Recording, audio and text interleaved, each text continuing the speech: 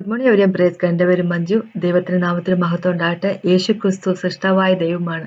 യേശുവിൻ്റെ വഴികൾ എല്ലാം പെർഫെക്റ്റ് ആണ്, പരിശുദ്ധമാണ്. യേശു പരിശുദ്ധനായിരിക്കുന്നപ്പോൾ തന്നെ തൻ്റെ വചനവും വഴികളും അല്ലെ നമ്മളെപ്പറ്റിയുള്ള വിചാരവും എല്ലാം തന്നെ പരിശുദ്ധമാണ് അല്ലെ. നമുക്കറിയാം ദൈവം ഓരോ കാര്യം ചെയ്യുന്നതിന് സമയമുണ്ട്. സമയം ദൈവം സെറ്റ് ചെയ്തിരിക്കുന്നു. ഓരോ കാര്യത്തിൽ നമുക്ക് ദൈവം നമ്മളോട് പറഞ്ഞിരിക്കുന്നത് ഇങ്ങനെ, ആകാശത്തിന്റെ കീഴെ സ്വർഗത്തിന്റെ കീഴെ എല്ലാ കാലത്തിനും ദൈവം എല്ലാത്തിനും ഒരു സമയവും ഒരു സീസണും ദൈവം വച്ചിട്ടുണ്ട്. വിതയ്ക്കാനൊരു സമയം, കൊയ്യാനൊരു സമയം, അല്ല ജനിക്കാനും മരിക്കാനും ഒരു സമയം, അല്ല ദൈവം എല്ലാത്തിനും ഒരു സമയം വെച്ചിട്ടുണ്ട്. അപ്പൊ ദൈവത്തിന്റെ സമയം അനുസരിച്ച് കാര്യങ്ങൾ നടക്കണം. ദൈവം തൻ്റെ രാജ്യം, തൻ്റെ കിങ്ഡം ഈ ലോകത്തിലേക്ക് കൊണ്ടുവരുന്നതിന് വേണ്ടി നമ്മൾ പലരെയും ഉപയോഗിക്കുന്നുണ്ട് അല്ലെ. നമുക്കറിയാം പലരെയും ദൈവം വിളിച്ച് സെപ്പറേറ്റ് ചെയ്തിരിക്കുന്നു ദൈവത്തിന്റെ വർക്കിനായിട്ട്. പാസ്റ്റർമാരായിട്ട്, പ്രീച്ചർമാരുമായിട്ട് ഓരോ രീതിയിൽ ദൈവം ഉപയോഗിക്കുന്നു.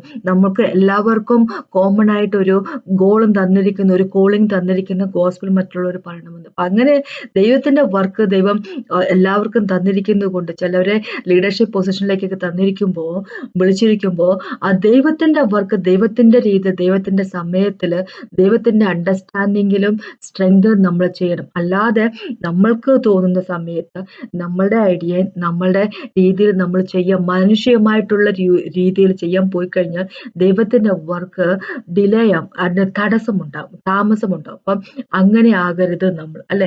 ദൈവത്തിന് എപ്പോഴാണോ ഇഷ്ടം, ദൈവം ഹോളി സ്പിരിറ്റ് ഗോഡ് പറയുന്ന അനുസരിച്ച് ഹോളി സ്പിരിറ്റ് ഗോഡിനാൽ ലീഡ് ചെയ്യപ്പെട്ട് നമ്മൾ ദൈവത്തിന്റെ വർക്ക് ചെയ്യണം. അതിനാണ് പെർഫെക്ഷൻ ഉള്ളത്. അതിനാണ് ഒരു എന്താ പറയുക, ദൈവത്തിന്റെ ശക്തി വെളിപ്പെടാൻ സാധിക്കും. ദൈവത്തിന്റെ വർക്ക് നമ്മൾ വഴി ചെയ്യുമ്പോഴാണ്, നമ്മുടെ ഐഡിയ അനുസരിച്ച് ചെയ്യുമ്പോഴല്ല. അപ്പൊ അതാണ് ഇന്നത്തെ ടോപ്പിക്കും. മുമ്പോട്ട് പോകുന്നതിന് പ്രാർത്ഥിക്കാൻ സംസാരിക്കാം. കർത്താവ് സമയത്തിന് നന്ദി പറയുന്നു. കർത്താവെ താങ്ക് യു ജീസസ് മാസ്റ്റർ. അങ്ങ് ഒരു മൈറ്റി കിങ് ആണല്ലോ കർത്താവ്. Holy spirit god, thank you so much. Holy spirit god ഞങ്ങളെ ലീഡ് ചെയ്യുന്നതിന് നന്ദി പറയുന്നു കർത്താവ്. എല്ലാ ട്രൂത്തും ഞങ്ങൾക്ക് വെളിപ്പെടുത്തി തരുന്നതിന് നന്ദി പറയുന്നു. ഞങ്ങളുടെ കൃത്യം പ്രിപ്പയർ ചെയ്യുന്നതിന് നന്ദി പറയുന്നു കർത്താവെ. Thank you so much master. അബ്ബാ ഫാദർ, അങ്ങേക്കായിട്ടും അങ്ങയുടെ മകനായിട്ടും ഹോളി സ്പിരിറ്റ് ഗോഡിനോട് നന്ദി പറയുന്നു. യേശുവിൻ നാമത്തിലെ കർത്താവ്, ഞങ്ങളിത് പഠിക്കാൻ പോകുമ്പോൾ കർത്താവ് ഞങ്ങളുടെ ഹൃദയത്തെ ഒന്ന് പരിവപ്പെടുത്തണമെന്ന് അപേക്ഷിക്കുന്നു, പ്രിപ്പയർ എന്ന് അപേക്ഷിക്കുന്നു. ഞങ്ങളിന്ന് വായിക്കാൻ പോകുന്ന വാക്കുകളൊക്കെ ഞങ്ങളുടെ ഹൃദയത്തിലേക്ക് ആഴ്ന്നിറങ്ങട്ടെ കർത്താവെ. ഞങ്ങളോട് സംസാരിക്കണമേ, അങ്ങയുടെ വചനം വഴി ഞങ്ങളോട് സംസാരിക്കണമേ. ഞങ്ങളുടെ ഹൃദയത്തിന്റെ കാതുകളെ കൂർപ്പിക്കണമേ, പ്രിപ്പയർ ചെയ്യണമേ. യേശുവിൻ നാമത്തിൽ. അപ്പൊ നമുക്കറിയാം, നേരത്തെ ഞാൻ പറഞ്ഞ പോലെ ദൈവത്തിന്റെ വർക്ക് ചെയ്യേണ്ടത് ദൈവത്തിന്റെ ശക്തി കൊണ്ടാണ് അല്ലെ. ദൈവത്തിന്റെ വർക്ക് ചെയ്യുമ്പോൾ നമ്മൾ ഉപയോഗിക്കേണ്ടത് വിശ്വാസം എന്നുള്ളതാണ് അല്ലെ. മനുഷ്യരുടെ വർക്ക് ചെയ്യുമ്പോൾ മനുഷ്യരുടെ രീതി ചെയ്യാൻ പ്രത്യേകിച്ച് വിശ്വാസത്തിനൊന്നും കാര്യമൊന്നുമില്ല. നമ്മൾ എന്ത് കാണുന്നോ അതനുസരിച്ച് നീങ്ങുന്ന മനുഷ്യരാണ് നമ്മൾ അല്ലെ. നമ്മൾ നമ്മുടെ ഐഡിയ ആയിട്ട് നമ്മൾ കാണുന്ന അനുസരിച്ച്, കാണുന്നതിന് പിന്നെ വരുന്ന കാര്യം കാണുന്ന അനുസരിച്ച് നമ്മൾ ചെയ്യും. പക്ഷെ ദൈവത്തിന്റെ കാര്യം അങ്ങനെ. ദൈവം അവസാനത്തേത് ആദ്യമേ കാണാൻ കഴിവുള്ള ദൈവം, ശക്തിയുള്ള ദൈവം. ദൈവത്തിന്റെ വർക്ക് നമ്മൾ ചെയ്യുമ്പോൾ അത് ദൈവത്തിനനുസരിച്ച്, ഹോളി സ്പിരിറ്റ് ഗോഡ് പറയുന്ന അനുസരിച്ച്, ഹോളി സ്പിരിറ്റ് ഗോഡിന്റെ വാക്കുകൾ കേട്ടുകൊണ്ട് അല്ലെ, ഹോളി സ്പിരിറ്റ് ഗോഡ് എന്താണോ പറഞ്ഞത് അതനുസരിച്ച് നമ്മുടെ വിശ്വാസത്തിൽ നമ്മൾ മുമ്പോട്ട് പോകും. അപ്പൊ ദൈവത്തിന്റെ വർക്ക് നടക്കുക തന്നെ ചെയ്യും. പക്ഷെ ചിലപ്പോഴെങ്കിലും ദൈവത്തിന്റെ വർക്ക് എന്താ പറയുക, ഈ ലോകത്തിൽ അതിനൊരു കാലതാമസം വരുന്നു എന്നുള്ള പലപ്പോഴും നമുക്ക് കാണാൻ പറ്റും അല്ലെ. നമ്മളുടെ ജീവിതത്തിലാണെങ്കിലും സമൂഹത്തിലാണെങ്കിലും നേരത്തെ ഉള്ള സമയങ്ങളിലാണെങ്കിലും ദൈവത്തിന്റെ വർക്ക് നടക്കാൻ കുറച്ചൊരു ഡിലേ വരുന്നത്, ഒരു കാലതാമസം വരുന്നതിന്റെ കാര്യം ഉണ്ടാവുന്നുണ്ട്. അതെന്തുകൊണ്ടാന്ന് വെച്ചാൽ മനുഷ്യർ അവരുടെ എന്താ പറയാ ഐഡിയ അതിൻ്റെ അകത്തൊന്ന് ദൈവത്തിന്റെ വർക്കിലൊന്ന് വർക്കൗട്ട് ചെയ്യാൻ വേണ്ടി ശ്രമിക്കുമ്പോൾ, ഒന്ന് ആഡ് ചെയ്യാൻ ശ്രമിക്കുമ്പോൾ എന്ത് വരും വെച്ചാൽ ദൈവത്തിന്റെ വർക്കിന് ഒത്തിരി ഡിലേ വരുന്ന കാര്യങ്ങൾ നമ്മൾ കണ്ടിട്ടുണ്ട് അല്ലെ. അപ്പൊ ഐഡിയ എന്ന് പറയുമ്പോൾ അത് നമ്മളിൽ നിന്നുള്ളതായിരിക്കാം, അല്ലെങ്കിൽ നമ്മൾക്ക് തോന്നുന്നത് അല്ലെ, എനിക്ക് ഇത് ചെയ്യാനുള്ള കഴിവില്ല എന്നുള്ള ഒരു തോന്നൽ, നമ്മുടെ ഒരു എന്താ പറയുക, ഒരു ഒരു ബോൾഡ്നെസ് ഇല്ലായിരിക്കുക, ഒരു എന്താ പറയുക കോൺഫിഡൻസ് ഇല്ലായിരിക്കുക. അത് ചിലപ്പോഴൊക്കെ തന്നെ ദൈവത്തിന്റെ വർക്ക് ഡിലേ ചെയ്യാൻ വേണ്ടി ഇടയാക്കുന്ന കാര്യം കാണാം. പിന്നെ ചിലപ്പോൾ നമുക്ക് ഒരു പ്രഷറൊക്കെ ഉള്ള സമയത്തല്ല, ഒരു സ്ട്രെസ്സും പ്രഷറൊക്കെ ഉണ്ടാകുമ്പോൾ നമ്മൾ എടുക്കുന്ന റോങ് ആയിട്ടുള്ള ഡിസിഷൻസ്, പിന്നെ ആരെങ്കിലും നമ്മളോട് പറഞ്ഞു തരുന്ന കാര്യം അല്ലെ, നമ്മളോട് ഉപദേശിക്കുന്ന കാര്യങ്ങൾ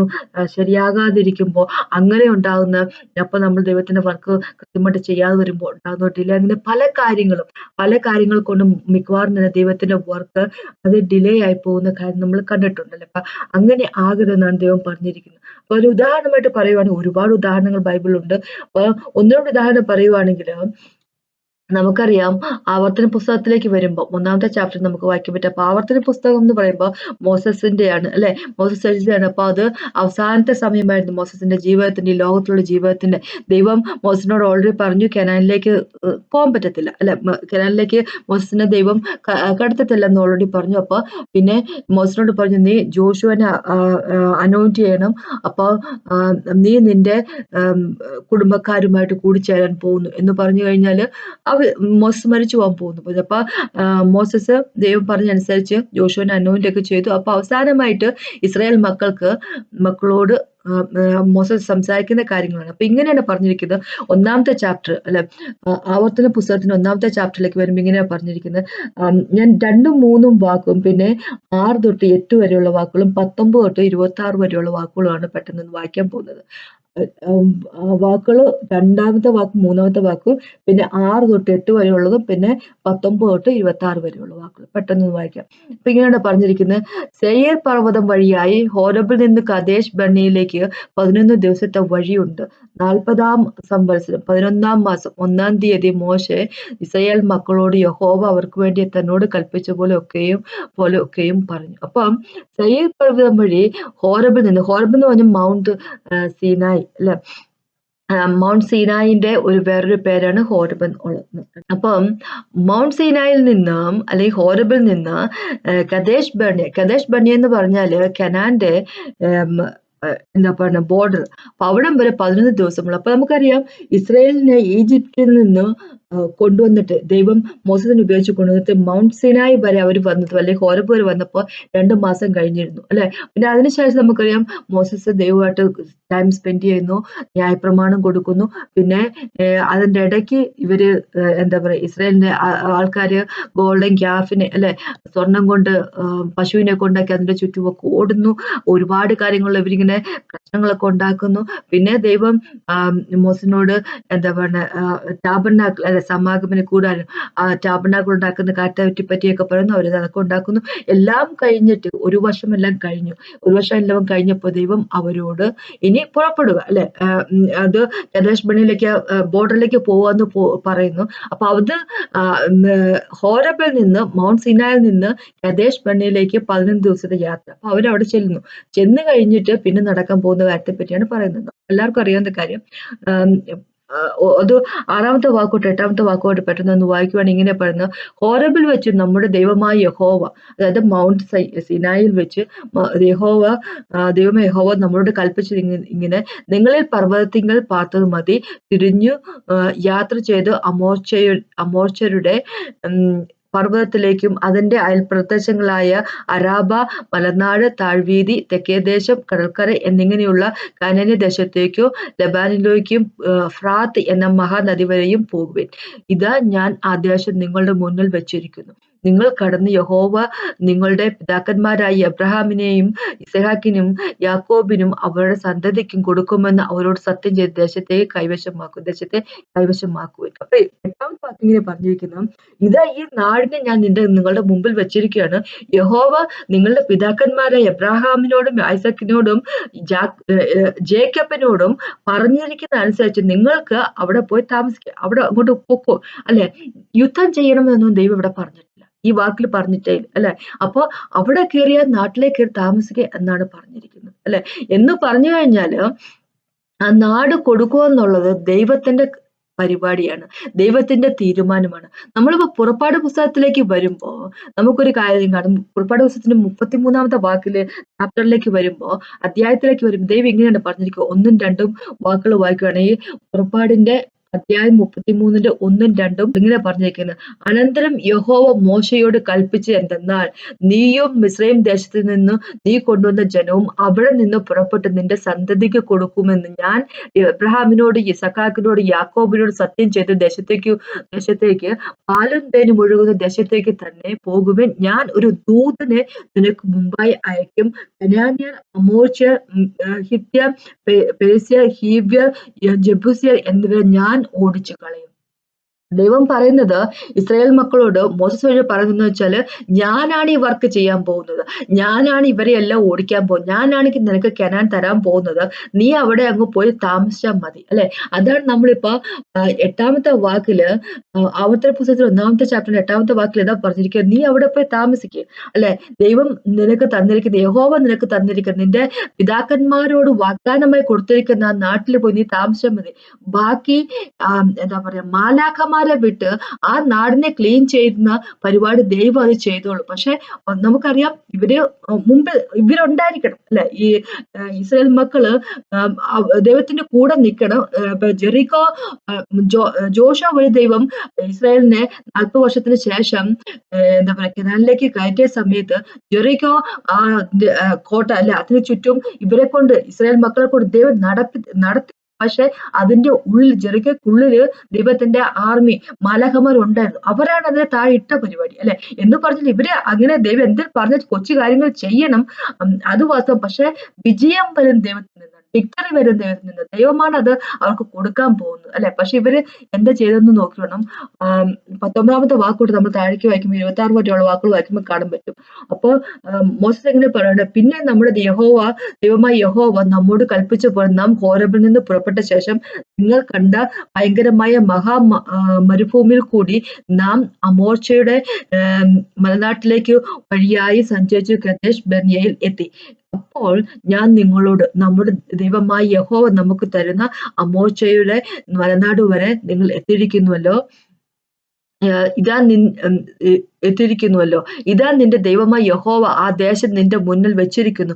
നിന്റെ പിതാക്കന്മാരുടെ ദൈവമായ യഹോവ നിന്നോട് അരുളി ചെയ്തതുപോലെ നീ ചെന്ന് അത് കൈവശമാക്കി കൊള്ളുക, ഭയപ്പെടരുത്, അധൈര്യപ്പെടുകയോ അരുത് എന്ന് പറഞ്ഞു.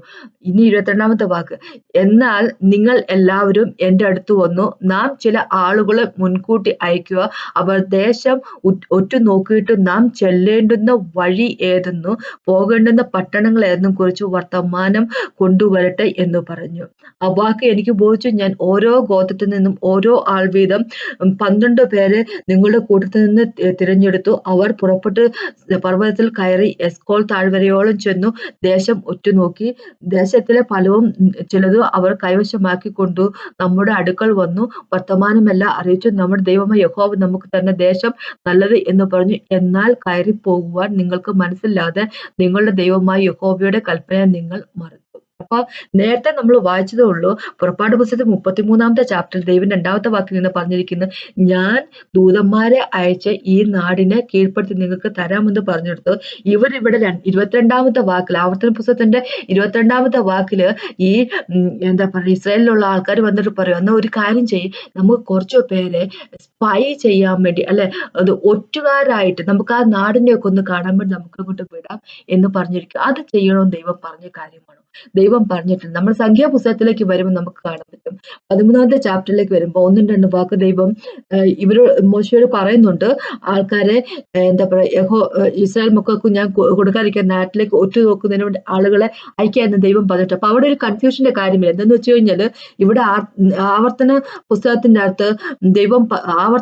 അകത്ത് ദൈവം എഴുതിയിരിക്കുന്ന പോലെ, മോശസ് വഴി എഴുതിയിരിക്കുന്ന പോലെ ഇവര് വന്ന് ഇസ്രായേൽ മക്കൾ വന്ന് മോശസിനോട് ചിലപ്പോൾ അവര് പറഞ്ഞിട്ടുണ്ട് അല്ലെ, ഞങ്ങൾക്ക് കുറെ ആൾക്കാരെ വിടണം, അങ്ങോട്ട് വിടണം, വിട്ടിട്ട് ആ നാടൊക്കെ എങ്ങനെയുണ്ടെന്ന് അറിയണം, ആ നാട്ടിൽ എങ്ങനെ, ഏത് വഴിയിൽ കൂടെ, ഏത് റോഡിൽ കൂടെ, ഏത് കുന്നിന്റെ പൊക്കത്തിൽ കൂടെ നമ്മൾക്ക് അവിടെ ചെല്ലാൻ പറ്റുമെന്നുള്ള കാര്യത്തെ പറ്റി അതിന്റെ റൂട്ട് മാപ്പ് ഒക്കെ ഒന്ന് എടുത്തു വെക്കണം, എന്നിട്ട് വേണം നമുക്ക് അങ്ങോട്ട് പോകാൻ എന്ന് പറയുന്നു അല്ലെ. ദൈവത്തിന് അങ്ങനെ ഒരു ഐഡിയ ഉണ്ടായിരുന്നുവെങ്കിൽ ദൈവം തന്നെ മോശസിനോട് പറയുമല്ലോ, നീ ആൾക്കാരെ വിട്ടിട്ട് നീ റൂട്ട് മാപ്പ് എടുപ്പിക്കണം എന്നുള്ള കാര്യം, എങ്ങനെ കയറണം, ആ നാട് എങ്ങനെയുള്ള എന്നുള്ള കാര്യം ദൈവം മോശസിനോട് പറയുമായിരുന്നല്ലോ. മോശസിനോട് ദൈവം ഞാൻ എന്താ പറയുക, ദൂതന്മാരെ വിട്ട് ഈ നാടിന് നിനക്ക് തരാമെന്ന് പറയത്തില്ലല്ലോ. ഇപ്പൊ ഇവിടെ മനുഷ്യര് ദൈവത്തിന്റെ വർക്കിന്റെ ഇടയിൽ കയറി ഒരു ഐഡിയ അങ്ങോട്ട് വെച്ച് കൊടുക്കുവാണ്. ദൈവത്തിന് പറയുവാണ്, നമുക്ക് കുറെ ആൾക്കാരെ അങ്ങോട്ട് വിടണം, വിട്ടിട്ട് ആ നാട് എങ്ങനെയുണ്ടെന്നുള്ള കാര്യം ഒക്കെ നമുക്ക് നോക്കണം. ആ നാട് എങ്ങനെയുണ്ടേലും ദൈവത്തിന് പ്രശ്നമില്ല അല്ലെ? കാരണം ആ നാട് കൊടുക്കാമെന്ന് പറഞ്ഞ ദൈവമാണ്. വാക്ക് പാലിക്കുന്നവൻ നമ്മുടെ ദൈവം. പിന്നെ അടുത്തൊരു കാര്യം എന്താന്ന് വെച്ചാൽ ദൈവമായിട്ട് പറയാതിരുന്നതിന്റെ കാര്യം എന്താന്ന് വെച്ച് കഴിഞ്ഞാല് ഇവർക്ക് പേടി ഉണ്ടാകരുത് എന്നോർത്തിട്ടാണ്. വിശ്വാസത്തിൽ ദൈവം പറഞ്ഞ വാക്കനുസരിച്ച് വിശ്വാസത്തിൽ മുമ്പോട്ട് പോകണമെന്ന് പറഞ്ഞിട്ടാണ് അല്ലെ? എന്ന് വെച്ച് കഴിഞ്ഞാല് കനാനില് ആ എന്താ പറയാ ജബൂസൈറ്റ്സിന്റെ ഇടയ്ക്കും ഹിറ്റൈറ്റ്സിന്റെ ഇടയ്ക്കും ആ ഒരു സ്ഥലത്ത് എന്താ പറയണേ ഭയങ്കരമായിട്ട് ഭീമാകാരന്മാരായിട്ടുള്ള വലിയ മല്ലന്മാരുണ്ടായിരുന്നു. അപ്പൊ ഈ മല്ലന്മാരെന്ന് പറയുമ്പോ അവര് നെഫലീം എന്നൊരു ഒരു കൂട്ടത്തിൽപ്പെട്ട ആൾക്കാരാണ്. നെഫലീംസ് ഉണ്ടായിരിക്കുന്നത് സാധാരണ മനുഷ്യരിൽ നിന്നുള്ളതല്ല. അത് പിശാചിന്റെ ആത്മാക്കളിൽ നിന്ന് അല്ലെ റോങ് ആയിട്ടുള്ള സ്പിരിറ്റിൽ നിന്നും മനുഷ്യരിൽ നിന്നും സ്പിരിറ്റുകൾക്ക് മനുഷ്യരിൽ നിന്നുണ്ടായ മക്കളാണ് അല്ലെ? അത് ശരിയായിട്ടുള്ളവരല്ലത്. അപ്പൊ അവിടെ മനുഷ്യരെ കൊണ്ടൊന്നും ചെയ്യാൻ സാധിക്കത്തില്ല. അവർക്ക് എന്താ പറയുക ഈ നെഫലീംസിന്റെ അല്ലെ ജയൻസിന്റെ അവര് ഓപ്പറേറ്റ് ചെയ്യുന്ന ഒരു എന്താ പറയുക ഡിമോണിക് ലെവലിൽ നിന്നുകൊണ്ട് ഓപ്പറേറ്റ് ചെയ്യുന്ന ആൾക്കാരാണ്. ബാൽ വർഷിപ്പ് ചെയ്തുകൊണ്ട് കുഞ്ഞുങ്ങളെയൊക്കെ എന്താ പറയുക സാക്രിഫൈസ് ചെയ്തുകൊണ്ടിരിക്കുന്ന ഒരു കൂട്ടം ആൾക്കാരാണ് അവിടെ ഉള്ളത്. അപ്പൊ ദൈവത്തിന്റെ ദൂതന്മാർക്ക് ഹാൻഡിൽ ചെയ്യാൻ പറ്റത്തുള്ളൂ അല്ലെ? അപ്പൊ അതാണ് ദൈവം പറഞ്ഞു ഇവരോട് ചെന്ന് ഒറ്റുനോക്കേണ്ട ഒരു കാര്യമൊന്നുമില്ല, നിങ്ങൾ അങ്ങ് പോയാൽ മതി, ഞാൻ ചെയ്തോളാം വർക്ക് എന്ന് പറഞ്ഞതിന്റെ കാര്യം. പക്ഷെ ഇവിടെ വന്നിട്ട് ആൾക്കാര് ദൈവത്തിന്റെ വർക്കിന്റെ ഇടയ്ക്ക് അവരുടെ ഐഡിയ ഇടുക അല്ലെ? അവര് പറയും അങ്ങനെയല്ല, നമുക്ക് കുറെ ആൾക്കാരെ അങ്ങോട്ട് വിടണം, നമുക്ക് കുറെ ആൾക്കാരെ വിട്ടിട്ട് ആ നാടിനെയൊക്കെ ഒന്ന് പഠിക്കണം, അവിടുത്തെ ആൾക്കാരുടെ ക്യാരക്ടറും അവിടുത്തെ ആൾക്കാരുടെ കാര്യങ്ങളും ആ നാട് എങ്ങനെയുള്ളതെന്നൊക്കെ ഒന്ന് പഠിക്കണം. മോസസ് എന്തുകൊണ്ടാണ് ഇത് അംഗീകരിച്ചെന്നുള്ള കാര്യം നമുക്ക് അറിയത്തില്ല അല്ലെ? മോസസ് അത് അംഗീകരിച്ചു. മോസസ് ദൈവത്തോട് എന്ന് പറഞ്ഞുകൊണ്ടാണല്ലോ ദൈവം അവർക്ക് അപ്രൂവൽ കൊടുത്തത്. ഇതേപോലെ തന്നെയാണ് നേരത്തെ പിന്നെ അതിനൊക്കെ ശേഷം നമുക്കറിയാൻ പറ്റും കിങ് സോളിനെ സെലക്ട് ചെയ്യണമെന്ന് അവർക്കൊരു രാജാവിനെ വേണം, ചുറ്റുമുള്ള രാജ്യത്തിലെ പോലെ ഒരു രാജാവിനെ വേണം എന്ന് ഇസ്രായേലിലെ ആൾക്കാർ ചെന്ന് സാമുവേലിനോട് പറയുമ്പോൾ സാമുവേൽ ദൈവത്തോട് പറയുമ്പോൾ ദൈവം ഈ സോളിന് രാജാവായിട്ട് കൊടുക്കുന്നു. ദൈവത്തിന്റെ ഇഷ്ടം ഡേവിഡായിരുന്നു. ഡേവിഡിന്റെ സമയം വരെ ഇസ്രായേൽ മക്കൾ കാത്തിരിക്കണമെന്ന് ദൈവത്തിന് ഓരോന്നിനും സമയമുണ്ട്. ആ സമയത്ത് ദൈവം ചെയ്യും, പെർഫെക്റ്റ് ആയിട്ട് കാര്യം ചെയ്യും. അതിനുവേണ്ടി ഇസ്രായേൽ മക്കൾ കാത്തിരിക്കണമെന്ന് അതിന് താല്പര്യം ഉണ്ടായിരുന്നില്ല അവർക്ക്. അങ്ങനെയാണ് അവര് ശൗലിനെ അല്ലെ രാജാവാക്കി കൊണ്ടുവരുന്ന. അതൊരു വലിയൊരു എന്താ പറയാ പ്രശ്നത്തിലേക്ക് പിന്നെ ചെന്ന് ചാടുന്നതിന്റെ കാര്യം അല്ലെ? ഡേവിഡ് ഇട്ടിട്ട് ഓടിക്കും, അങ്ങനെ എത്രയൊക്കെയോ പ്രശ്നങ്ങൾ ആയിത്തീർന്നു അല്ലെ? അപ്പൊ ഇതുപോലെ തന്നെയാണ് ഇവര് ഇപ്പം ഒറ്റുകാരായി പോകേണ്ട ഒരു കാര്യമില്ല. ദൈവത്തിന് താല്പര്യം ഉണ്ടായി ദൈവം തന്നെ പറയുമായിരുന്നു. പക്ഷെ ഇവര് ചെന്നിട്ട് ഇസ്രായേലിലെ മക്കളെ എന്ന് എന്താ പറയണേ മോസസിനോട് പറയും ഞങ്ങൾക്ക് കുറെ ആൾക്കാരെ ഒറ്റുകാരായിട്ട് വിടണം. എന്നിട്ട് ഒറ്റുകാരായിട്ട് വിട്ടിട്ട് നന്മയ്ക്ക് തീർന്നു, അതുമില്ല. ഇവരവിടെ ചെന്ന് കഴിഞ്ഞപ്പോ കണ്ടെത്തിയത് എന്താ പറയാ മല്ലന്മാര്, വലിയ ജയന്റുകളെ, നെഫലിമിനുകളെ. അപ്പൊ അവിടെ ചെന്ന് കഴിഞ്ഞപ്പോ പേടി അല്ല, ഇനിയില്ല, ഇത് പറ്റത്തില്ല, നമുക്കത് എന്താ പറയാ ഈ രാജ്യം കിട്ടാൻ പോകുന്നില്ല, ഇതിനെ പിടിച്ചെടുക്കാൻ പറ്റത്തില്ല. ഇവരുടെ 2-3 മാസം അല്ലെങ്കിൽ ഒരു വർഷത്തിന് മുമ്പ് ഇവരുടെ മുമ്പിൽ വെച്ച് ദൈവം എന്താ പറയുക റെഡ് സീ പാർട്ട് ചെയ്താണ്. മനുഷ്യകുലത്തിന്റെ ജീവിതത്തിൽ ആദ്യമായിട്ട് നടന്ന ഒരു കാര്യമാണ് അല്ലെ? അതിനുശേഷം നടക്കാതിരുന്ന ഒരു കാര്യമാണ് ഒരു സമുദ്രത്തെ ദൈവം പകുത്തു എന്നുള്ളത്. അത് കഴിഞ്ഞ് ജോർഡൻ റിവറിനെ നദീനെ ദൈവം പകുത്തിട്ടുണ്ട്. പക്ഷെ ഒരു സമുദ്രത്തെ പകുത്ത് ആൾക്കാരെ നടത്തിക്കൊണ്ട് പോവുക ഡ്രൈലാൻഡിൽ കൂടെ അല്ലെ, ഉണങ്ങിയ ഭൂമിയിൽ കൂടെ നടത്തിക്കൊണ്ട് പോകുന്നുള്ള അതങ്ങനത്തെ ഒരു കാര്യം മനുഷ്യന്റെ വർഗത്തിൽ നടന്നിട്ടുള്ള ഒരു കാര്യമില്ല. അത് ഇവരുടെ കണ്ണിന്റെ മുമ്പിൽ വെച്ച് നടന്ന കാര്യമാണ്. എന്നിട്ടും കൂടെ പിന്നെ ഇവർക്ക് ഡൗട്ടാ അല്ലെ? ദൈവം ഈ എന്താ പറയുക നമുക്ക് പറ്റത്തില്ല, എന്താ പറയുക ഈ ജയൻസിനെ ഒന്നും ഈ കനാനിലുള്ള ആൾക്കാർ തോൽപ്പിക്കാൻ നമുക്ക് പറ്റത്തില്ല. അവരോട് ദൈവം അവരുടെ ശക്തിയിൽ ചെയ്യാൻ പറഞ്ഞില്ല. ഞാൻ എന്റെ ദൂതന്മാരെ വിട്ടിട്ട് ആ ലാൻഡിനെ ക്ലീൻ ആക്കും, അവരുള്ള ആൾക്കാർ ഓടിച്ചു വിടാൻ ദൈവം പറഞ്ഞത്. അപ്പൊ ഞാൻ എന്താ പറയുന്നത് വെച്ചാൽ നമ്മൾ നമ്മുടെ ഐഡിയ ദൈവത്തിന്റെ വർക്കിലേക്ക് ഇടാൻ ശ്രമിക്കുവാണെങ്കിൽ, നമ്മുടെ ഐഡിയ അനുസരിച്ച് ദൈവത്തിന്റെ വർക്ക് ചെയ്യാൻ ശ്രമിക്കുവാണെങ്കിൽ അല്ലെ, അത് നടക്കത്തില്ല. ദൈവത്തിന് 40 വർഷം കൂടി അത് ഈ കനാലിലേക്ക് ഇവര് എൻട്രി ചെയ്യിപ്പിക്കുന്നത് 40 വർഷം അങ്ങ് മാറ്റി വെക്കേണ്ടി വന്നു അല്ലെ? അപ്പൊ ഡിലേ വന്നു ദൈവത്തിന്റെ മൂവ്മെന്റ്, ദൈവത്തിന്റെ വർക്കിന് എന്താ പറഞ്ഞു ഡിലേ വന്നു, 40 വർഷത്തെ ഡിലേ വന്നു അല്ലെ? അപ്പൊ അങ്ങനെ ആകണം നമ്മൾ. മോസസിന്റെ കാര്യം എടുത്താൽ തന്നെ ഇതിനു മുമ്പ് മോസസ് ചെറുതായിരുന്നപ്പോ എന്താ പറയുന്നത്, ഒരു ഈജിപ്ഷ്യനെ കൊന്നിട്ട് മോസസ് മിഡിയനിലേക്ക് ഓടി ഒളിച്ചിട്ട് അല്ലെ 40 വർഷം അവിടെ ജത്രോന്റെ ആടിനെ മേയിച്ചുകൊണ്ട് നടന്നു അല്ലെ. അപ്പൊ അതിന് ഒരു 40 വർഷത്തെ ഒരു ഗ്യാപ്പ് വന്നു, എന്താ ഒരു ഡിലേ വന്നു ഇസ്രായേലിനെ ഈജിപ്തിൽ നിന്ന് കൊണ്ടുവരാൻ വേണ്ടി അല്ലെ. അപ്പൊ ഓരോ വ്യക്തികളും ജനിക്കുന്ന സമയത്തിന് ദൈവത്തിന്റെ കോള് അല്ലെ, ദൈവത്തിന്റെ കോളായിട്ടോ വരുന്നതെങ്കിൽ അപ്പൊ മോസസിനെ പറ്റി ദൈവത്തിന്റെ തീരുമാനം ഇതായിരുന്നു, മോസസ് വഴി ഈജിപ്തിൽ നിന്ന് ആൾക്കാരെ കൊണ്ടുവരും കനാനിലേക്ക് എന്നുള്ളതാണ് ദൈവത്തിന്റെ തീരുമാനം. അപ്പൊ 40 വർഷം അതിനൊരു തടസ്സം ആയി നിന്നു അല്ലെ. അപ്പൊ അതിനൊരു ഡിലേ വന്നു, അതിനൊരു എന്താ പറയാ ഒരു സാവകാശം ആയിപ്പോയി. പിന്നെ നമുക്കറിയാം ജേക്കബിന്റെ കാര്യം എടുത്ത് നോക്കുവാണെങ്കിൽ, ജേക്കബ് റേച്ചലിനെ കല്യാണം കഴിക്കാൻ വേണ്ടി വെറുതെ കടന്ന് വർഷങ്ങള് 7 വർഷം കഴിയുന്നു, അടുത്ത 7 വർഷം കഴിയുന്നു, ഇങ്ങനെ കണ്ട റേച്ചലിന് വേണ്ടി കഷ്ടപ്പെട്ടുകൊണ്ടിരിക്കുക ജേക്കബ്. പക്ഷെ ലേയാണ് ദൈവത്തിന്റെ താല്പര്യം ജേക്കബിന് വേണ്ടിയുള്ളത്. എന്താന്ന് വെച്ച് കഴിഞ്ഞാൽ ലേയുടെ മകനാണ് ജൂഡാന്റെ കുലത്തിൽ കൂടിയാണ് യേശുക്രിസ്തു ലോകത്തിലേക്ക് വന്നത്. ദൈവം ലേനെയാണ് ജേക്കബിന് കൊടുത്തത്. പക്ഷെ ജേക്കബ് ആ വഴി കൂടെ ചിന്തിക്കാതെ റേച്ചലിനെ കിട്ടാൻ വേണ്ടി കിടന്നുകൊണ്ട് കഷ്ടപ്പെട്ടുകൊണ്ടിരിക്കുക. അപ്പൊ എന്താ പറയുന്നത്, ആ ദൈവത്തിന്റെ വരവ്, യേശുവിന്റെ വരവൊക്കെ അതിനുള്ള സമയമൊക്കെ അങ്ങോട്ട് ഡിലേ ചെയ്യാൻ വേണ്ടി ശ്രമിച്ചുകൊണ്ടിരിക്കുക അല്ലെ. അപ്പൊ നമ്മളുടെ ഐഡിയ വെച്ചിട്ട്, നമ്മൾ ചെയ്യുന്നത് വെച്ചിട്ട്, നമ്മളുടെ എന്താ പറയണ ഓരോ ഐഡിയയും വെച്ചിട്ട് ആവശ്യമില്ലാത്ത കാര്യത്തിൽ ദൈവത്തിന്റെ വർക്ക് ചെയ്യാൻ ശ്രമിക്കുമ്പോൾ, നമ്മളുടെ രീതി ചെയ്യാൻ ശ്രമിക്കുമ്പോൾ അത് ദൈവത്തിന്റെ വർക്ക് അത് പൂർത്തിയാകുന്നതിന് കാലതാമസം വരികയും ചെയ്യുന്നു. മോസസ് ഈ ആൾക്കാര് എന്താ പറയുക, ഇസ്രായേലിലുള്ള ആൾക്കാർ, ഇസ്രായേൽ മക്കൾ ചെന്ന് മോസസിനോട് പറഞ്ഞപ്പോ ഒക്കെ നമുക്ക് 12 വരെ വിടാന്ന് പറയുമ്പോൾ, അത് കുറച്ച് ആൾക്കാരെ വിടാന്ന് പറയുമ്പോൾ മോസസ് കേൾക്കാൻ പോയതിന്റെ കാര്യം എന്തായിരുന്നു അല്ലെ. മോസസിന് കേൾക്കേണ്ട കാര്യമൊന്നുമില്ലായിരുന്നു. മോസസ് ലീഡർ ആയിരുന്നു. ലീഡർ നേരിട്ടൊക്കെ പറഞ്ഞപ്പോൾ നിങ്ങൾ അങ്ങ് മുമ്പോട്ട് പോകും, നിങ്ങൾ ചെന്ന് ലാൻഡിലേക്ക്, അതല്ല ദൈവം പറഞ്ഞിരിക്കുന്നത്, അങ്ങനെ മോസസിന് പറഞ്ഞാൽ മതി. പക്ഷെ മോസസ് വിചാരിച്ചു ശരിയായിരിക്കും, ഇവർ പറഞ്ഞത് ശരിയായിരിക്കാം. എന്തുകൊണ്ടാണ് മോസസ് അങ്ങനെ വിചാരിച്ചെന്നുള്ള കാര്യം നമുക്കറിയില്ല. പക്ഷെ എന്തായാലും ദൈവം അത് അങ്ങോട്ട് അനുവദിച്ചു കൊടുത്തു. അതുകൊണ്ട് ദൈവം കിടക്കുന്നു അവര് വിശ്വാസമില്ലാതെ പ്രവർത്തിച്ചുകൊണ്ട് യുനോ ഇങ്ങനെ അടുത്ത 40 വർഷം കൊണ്ട് ചിലപ്പോ നമ്മള് അങ്ങോട്ട് എനിക്കിത് വേണം എന്ന് നമ്മൾ ദൈവത്തോട് പറയുമ്പോൾ ദൈവം അതങ്ങോട്ട് അനുവദിച്ചു തരും. പക്ഷെ എന്ത് പറ്റുമെന്ന് വെച്ച് കഴിഞ്ഞാൽ അത് ചിലപ്പോൾ ദൈവത്തിന്റെ നമ്മളോടുള്ള ആഗ്രഹത്തിന് പ്രകാരമുള്ള ദൈവത്തിന്റെ ഇഷ്ടമായിരിക്കണമെന്നില്ല അല്ലെ. ദൈവം അങ്ങോട്ട് അനുവദിച്ചു തരുമ്പോൾ വെറുതെ അനുവദിച്ചു തരുന്ന കാര്യങ്ങൾ ദൈവത്തിന്റെ ഇഷ്ടത്തിന് പ്രകാരമുള്ളതല്ലെങ്കിൽ അത് വലിയൊരു മഹാമാരിയായിട്ട് തീരത്തേ ഉള്ളൂ അല്ലെ, മോശപ്പെട്ട കാര്യമായി തീരത്തുള്ളൂ. അതുപോലെ തന്നെയാണ് ഇവിടെ നടന്നത്. അതുപോലെ തന്നെയാണ് ഡേവിഡിന്റെ അല്ലെ, ശമൂവേലിന്റെ കാര്യത്തിൽ നടന്നത്. അപ്പൊ നമ്മള് കൃത്യമായിട്ട് അറിയണം, ദൈവത്തിന്റെ ഹൃദയം അറിഞ്ഞ് ജീവിക്കുന്നവരായിരിക്കണം. ഡേവിഡിനെ പോലെ ദൈവത്തിന്റെ ഹൃദയത്തിന് പുറകെ നടക്കുന്നവരായിരിക്കും അല്ലെ, അല്ലെങ്കിൽ ഒരുപാട് പ്രശ്നത്തിലേക്ക് തീരും. അപ്പൊ ദൈവത്തിന്റെ ഹൃദയം മനസ്സിലാക്കിയ ഒരാളായിരുന്നു പോൾ അല്ലെ, അപ്പോസ്റ്റൽ പോൾ. അപ്പോസ്റ്റൽ പോൾ ഇങ്ങനെ പറഞ്ഞിരിക്കുന്നത്, ഗലാത്യർക്കെഴുതിയ ലേഖനത്തിലേക്ക് വരുമ്പോ, ഗലാത്യർക്കെഴുതിയ ലേഖനത്തെ 1-ാമത്തെ ചാപ്റ്റർ പോൾ ഇങ്ങനെ പറഞ്ഞിരിക്കുന്നത്, 15-ാമത്തെ വാക്കോട്ട് 18-ാമത്തെ വാക്കിൽ ഇങ്ങനെ പറഞ്ഞിരിക്കുന്നത്, എങ്കിലും എന്റെ ജനനം മുതൽ എന്നെ വേർതിരിച്ചു തന്റെ കൃപയാൽ വിളിച്ചിരിക്കുന്ന ദൈവം തന്റെ പുത്രനെ കുറിച്ചുള്ള സുവിശേഷം ഞാൻ ജാതികളുടെ ഇടയിൽ അറിയിക്കേണ്ടതിന് അവനെ എന്നിൽ വെളിപ്പെടുത്തുവാൻ പ്രസാദിച്ചപ്പോൾ ഞാൻ മാംസരക്തങ്ങളോട് ആലോചിക്കുകയോ എനിക്ക് മുമ്പേ അപ്പോസ്തലന്മാരായവരുടെ അടുക്കൽ യെരൂശലേമിലേക്ക് പോവുകയോ ചെയ്യാതെ നേരെ അറേബ്യയിലേക്ക് പോവുകയും ദമസ്കസിലേക്ക് മടങ്ങിപ്പോരുകയും ചെയ്തു. 3 ആണ്ട് കഴിഞ്ഞിട്ട് കേഫായുമായി, അതായത് കേഫ എന്ന് പറഞ്ഞാൽ പീറ്റർ, മുഖപരിചയമാകേണ്ടതിന് യെരൂശലേമിലേക്ക് പോയി 15 ദിവസം അവരോടുകൂടെ പാർത്തു. അപ്പം പോളിന് കാര്യം അറിയാം. പോൾ വളരെ ബുദ്ധിമാനായിട്ടുള്ള ഒരു വ്യക്തി അല്ലെ, ദൈവകൃപയുള്ള ഒരു വ്യക്തി. അപ്പൊ പോളും മനസ്സിലാക്കി, ഇത് ഇപ്പൊ ദൈവം എന്നെ വിളിച്ചിരിക്കുകയാണ്, എന്റെ അമ്മയുടെ ഉദരത്തിൽ നിന്ന് തന്നെ എന്നെ സെപ്പറേറ്റ് ചെയ്തിരിക്കുകയാണ്, ദൈവത്തിന് വേണ്ടി വേർതിരിച്ചിരിക്കുകയാണ്. ഞാന് ജെന്റൽസ്, ജാതികളുടെ ഇടയിൽ ഗോസ്പൽ പറഞ്ഞേ പറ്റത്തുള്ളൂ. അതാണ് എന്റെ പേരില് എന്നെ പറ്റി ദൈവത്തിനുള്ള താല്പര്യം, ഇഷ്ടം, അതാണ്. അപ്പൊ ഞാനത് ചെയ്തേ പറ്റത്തുള്ളൂ. അപ്പൊ പോൾ മനസ്സിലായി, ഇത് എനിക്ക് ഈ വിളി വന്നപ്പോ ഞാൻ ജെറുസലേമിൽ പോയി ആരുമായിട്ട് കൺസൾട്ട് ചെയ്യാൻ പോകുന്നില്ല.